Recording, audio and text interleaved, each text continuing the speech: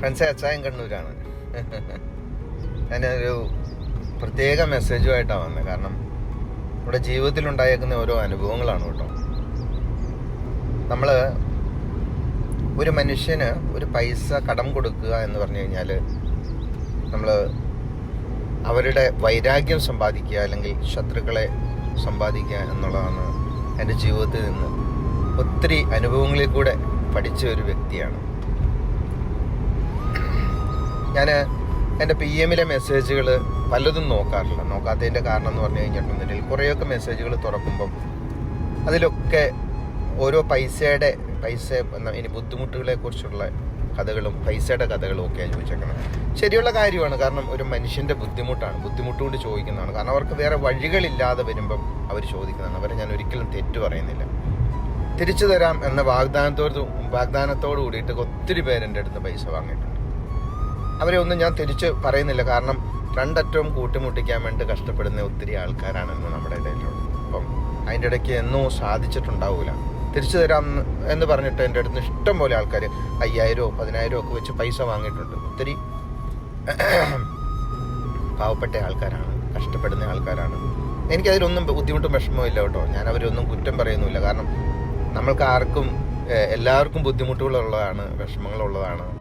അപ്പം ഈ പൈസ കൊടുത്തിട്ടുള്ള വ്യക്തികൾ പലരെയും ഞാൻ ശ്രദ്ധിച്ചു. കാരണം അവർ പിന്നീട് നമ്മളെ ഒന്നിലെ അൺഫോളോ ചെയ്യുക, അതെന്നൊരിൽ നമ്മളെ ബ്ലോക്ക് ചെയ്തിട്ട് പോകുന്ന ഒരു സ്വഭാവ സവിശേഷതയാണ് കണ്ടിട്ടുള്ളത്. ഞാനും വലിയ പണക്കാരനായതുകൊണ്ടോ നമ്മൾ കോടീശ്വരനായതുകൊണ്ടോ ഒന്നുമല്ല. പക്ഷേ ഞാനും ഇന്ന് പ്രംപ്റ്റ് എന്ന് പറഞ്ഞ ഒരു കമ്പനിക്ക് വേണ്ടിയിട്ട്, ഗാർമെൻറ്റ് എക്സ്പോർട്ടിങ് കമ്പനിക്ക് വേണ്ടിയിട്ട് ജോലി ചെയ്തുകൊണ്ടിരിക്കുന്ന ഒരു മനുഷ്യനാണ്. എൻ്റെ വൈഫ് ജോലി ചെയ്യുന്നുണ്ട്. ഞങ്ങളുടെ കുടുംബത്തിലെല്ലാവരും. നമുക്ക് സമ്പാദ്യം എന്ന് പറഞ്ഞാൽ ദൈവം തമ്പുരാൻ്റെ മുമ്പിലുള്ള സമ്പാദ്യം നമുക്കൊന്ന് അസുഖം ഇല്ലാതെ ഇരിക്കുക, ദൈവത്തെ ഓർത്ത് നമുക്ക് ഇന്നും ജോലി ചെയ്യാൻ പറ്റുക എന്നുള്ളതാണ് നമ്മുടെ ഏറ്റവും വലിയൊരു സമ്പാദ്യം എന്ന് പറയുന്നത്. പൈസ വാങ്ങിക്കൊണ്ട് പോയതിൻ്റെ കഥയല്ല പറയുന്നത്. ഞാൻ ഈ PM-ൽ തുറന്നു കഴിഞ്ഞാൽ ഒത്തിരി പേരുടെ സഹായങ്ങളാണ് നമ്മൾ അതായത് ഒരു മനുഷ്യൻ സുഖമില്ലാതെ കിടന്നിട്ട് അഭ്യർത്ഥിക്കുന്നതിന് നമുക്ക് എന്തെങ്കിലുമൊക്കെ ചെയ്തു കൊടുക്കുന്നുണ്ട്. അല്ലാതെ പേഴ്സണലായിട്ട് പൈസ ചോദിക്കുന്ന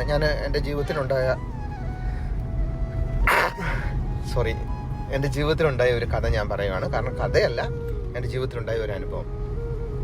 ഈ ടിക്ടോക്ക് ഉണ്ടായിരുന്നപ്പോൾ മുതൽ എനിക്ക് പരിചയം ഉണ്ടായിരുന്ന കുറച്ച് വ്യക്തികളാട്ടോ, ഒരു 3-4 പേരുണ്ടായിരുന്നു. അപ്പോൾ അവർ ടിക്ടോക്ക് ഉണ്ടായിരുന്നപ്പോൾ നല്ല ഫ്രണ്ട്സ് ആയിരുന്നു. മെസ്സേജ് അയക്കും, എൻ്റെ കാര്യങ്ങളൊക്കെ തിരക്കും, നല്ല രീതിയിൽ സംസാരിക്കുകയൊക്കെ ചെയ്യുന്നത്. ഒരു ദിവസം രാത്രി ഒരു 11 മണിയായപ്പോൾ എനിക്കൊരു കോൾ വന്നു. സാധാരണ 10 മണി കഴിഞ്ഞ് കഴിഞ്ഞാൽ ആരുടെയും കോളുകൾ എടുക്കാറില്ല. അപ്പം അന്ന് 11 മണിക്ക് കോൾ വന്നപ്പോൾ ഞാൻ 2-3 പ്രാവശ്യം തുടർച്ചയായിട്ട് കോൾ വന്നപ്പോൾ ഞാൻ ഈ കോൾ എടുത്തു കഴിഞ്ഞപ്പം ഈ നമ്മുടെ ഫ്രണ്ട്സായിട്ടുണ്ടായിരുന്ന വ്യക്തികളാണ്. അപ്പോൾ അവർ പറഞ്ഞു, അച്ചായ ഞങ്ങൾ സത്യം പറഞ്ഞാൽ ഇപ്പം ഒരു നമ്മുടെ കണ്ണൂർ ഭാഗത്തായിട്ടൊരു സ്ഥലത്താണ് ഉള്ളത്. അപ്പം ഞങ്ങൾ വളരെ ബുദ്ധിമുട്ടിലാണ്, പെട്ടിരിക്കുക. കാരണം പൈസയൊന്നും കയ്യിലില്ല. പെട്രോൾ അടിക്കാനോ ഭക്ഷണം കഴിക്കാനോ പൈസ കയ്യിലില്ല. അച്ചായന് വേണമെന്നൊരിക്കലും ഇങ്ങോട്ട് വന്ന് നോക്കാം. കാരണം നമ്മൾ അങ്ങനത്തെ ഒരു അവസ്ഥയിലാണോ, വണ്ടിയിൽ പെട്രോൾ അടിക്കാൻ പോലും പൈസ ഇല്ലാന്നോ. അപ്പം ഞാൻ കുറച്ച് പൈസ അയച്ചു കൊടുത്തു അവർക്ക്. ഞാൻ ഈ പൈസ അയച്ചു കൊടുത്തതിന് ശേഷം അവർ പറഞ്ഞു താങ്ക് യു എന്ന് പറഞ്ഞു അവിടെ നിന്ന് വിട്ടു. പിറ്റേ ദിവസം രാവിലെ എനിക്ക് ഈ പറഞ്ഞ കൃത്യമായ സ്ഥലത്തുനിന്ന് പോലീസ് സ്റ്റേഷനിൽ നിന്നൊരു കോൾ എനിക്ക് വന്നു. എന്നോട് പറഞ്ഞു ഒന്ന് ഇവിടം വരെ വരണം. ഞാൻ ചോദിച്ചു എന്താ സാർ കാര്യം എന്താണ്? നിങ്ങളൊന്ന് ഇവിടെ അത്യാവശ്യമായിട്ട് ഇവിടം വരെ വരണം എന്ന് പറഞ്ഞു. അപ്പം ഞാൻ ചെന്ന് കഴിഞ്ഞപ്പോൾ ഇവർ 4 പേരും ഉണ്ട് അവിടെ. കൂടുതൽ നിങ്ങൾക്ക് ഇതിനകത്ത് എന്താ പങ്കെന്ന് ചോദിച്ചു. അവരുടെ അടുത്ത് കഞ്ചാവും അതുപോലെ തന്നെ MDMA പിടിച്ച ഒരവസ്ഥയാണ്. കാരണം ലാസ്റ്റ് ഞാനാണ് അവർക്ക് പൈസ സെൻഡ് ചെയ്തേക്കുന്നത്. അപ്പോൾ എന്നോട് ചോദിച്ചു നിങ്ങൾക്ക് ഇവരെ എങ്ങനെ അറിയാവുന്നതെന്ന് ചോദിച്ചു. ഞാൻ പറഞ്ഞു ഇതുപോലെ 3-4 വർഷമായിട്ട് സാറേ ഇത് നമുക്ക് നെറ്റ് വഴിയുള്ള പരിചയമാണ്. നെറ്റ് വഴിയുള്ള പരിചയത്തിന് നിങ്ങൾ ഈ പൈസ അയച്ചു കൊടുത്തോ? എനിക്കൊന്നും പറയാൻ ഉത്തരം ഉണ്ടായിരുന്നില്ല അവിടെ. കാരണം പിന്നെ നമുക്ക് കോമൺ ആയിട്ട് ചിന്തിച്ചു കഴിഞ്ഞാൽ എല്ലാവർക്കും അറിയാം. കാരണം ഒത്തിരി പോലീസ് ഓഫീസേഴ്സ്, അതുപോലെ തന്നെ കുറേ അഡ്വക്കേറ്റ്സ്, ഡോക്ടർമാർ, കുറേ പേരിനെ ഒത്തിരി പേര് ഫോളോ ചെയ്യുന്നുണ്ട്. അവർക്കെല്ലാവർക്കും ഞാനീ പറയുമ്പം കൃത്യമായിട്ട് അതിൻ്റെ ആ സത്യസ്ഥിതികൾ എന്താണെന്നുള്ളത് മനസ്സിലാക്കും. പക്ഷേ ഇവരുടെ ഇന്ന് ഈ മയക്കുമരുന്നുകൾ പിടിച്ചിട്ട് ഇവരെ നിർത്തിയേക്കും. അപ്പോൾ ഇവരുമായിട്ടുള്ള ബന്ധം എന്താണെന്ന് അറിയാൻ അവർ വിളിച്ചത്. കാരണം ലാസ്റ്റ് ഇവരുമായിട്ട് കോണ്ടാക്ട് ചെയ്തേക്കുന്നത് ഞാനാണ്. ഞാൻ പറഞ്ഞു ഞാൻ പറഞ്ഞു സാറേ എനിക്ക് യാതൊരു ബന്ധവുമില്ല, സത്യാവസ്ഥയുള്ള കാര്യം നമ്മൾ തുറന്നു പറഞ്ഞു.